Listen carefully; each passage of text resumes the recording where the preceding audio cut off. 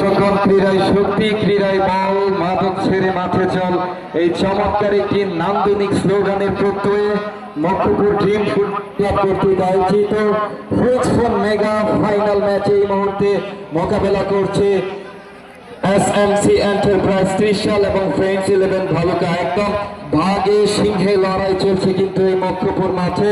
মক্কুপুরবাসী অনেকদিন মনে রাখবে এই ম্যাচটির কথা। এই মুহূর্তে শেষ চেষ্টা করতে চাই, শেষ চেষ্টা কিন্তু করতে চাই। তামিল হাসান মানিক, তামিল হাসান মানিক,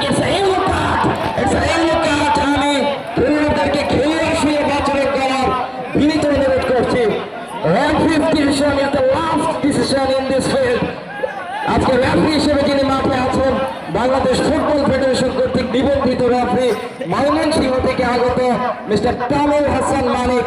তিনি কিন্তু ময়মনসিংহের প্রথম ডিভিশন থেকে শুরু করে প্রত্যেকটি ম্যাচ কিন্তু তিনি পরিচালনা করে থাকেন। এই মুহূর্তে রেফারি কিন্তু ইয়েলো কার্ড দেখিয়ে সতর্ক করলেন দলীয় ক্যাপ্টেন ভালুকার। যাই হোক, it's a heart breaking moment.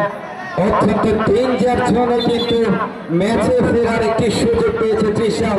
ত্রিশালের জন্য জোরে একটি চিৎকার শুনতে চাই। ত্রিশালকে ম্যাচে ফিরতে হলে কিন্তু গোল করতেই হবে। ডু অর ডাই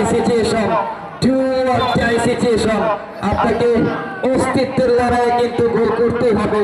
অস্তিত্বের লড়াইয়ে কিন্তু এক বিন্দু পরিমাণ ছাড় নয়। গোল করলে ম্যাচে ফিরবে। দেখা যাক কি হয়।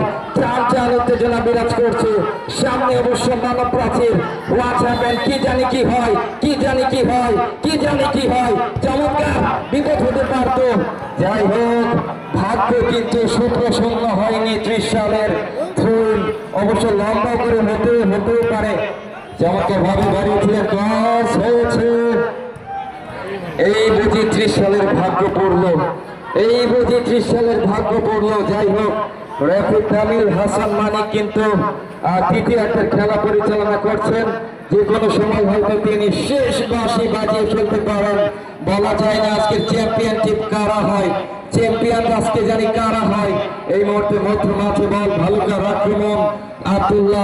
আব্দুল্লাহ কাকে দেবেন খুঁজছেন, দুজনেই এখানে প্রস্তুত। চমৎকার ভাবে কাটানোর চেষ্টা। যাই হোক, এই মুহূর্তে মঞ্চে উপবিষ্ট আছেন আমাদের আজকের অনুষ্ঠানের সম্মানিত প্রধান অতিথি, প্রধান আকর্ষণ ত্রিশাল জনমানুষের নেতা জনাব ডক্টর মাহবুবুর রহমান লিটন মহোদয়, সদস্য বিএনপি জাতীয় নির্বাহী কমিটি এবং সাবেক আহ্বায়ক ময়মনসিংহ দক্ষিণ জেলা বিএনপি, পাশাপাশি 151 ময়মনসিংহ 7 অর্থাৎ ত্রিশাল আসনে বিএনপির মনোনীত প্রার্থী। অর্থাৎ ওনার হাত ধরে হয়তো বা এই মুহূর্তে ত্রিশাল নতুন এক দিগন্তের ছোঁয়া পেতে যাচ্ছে।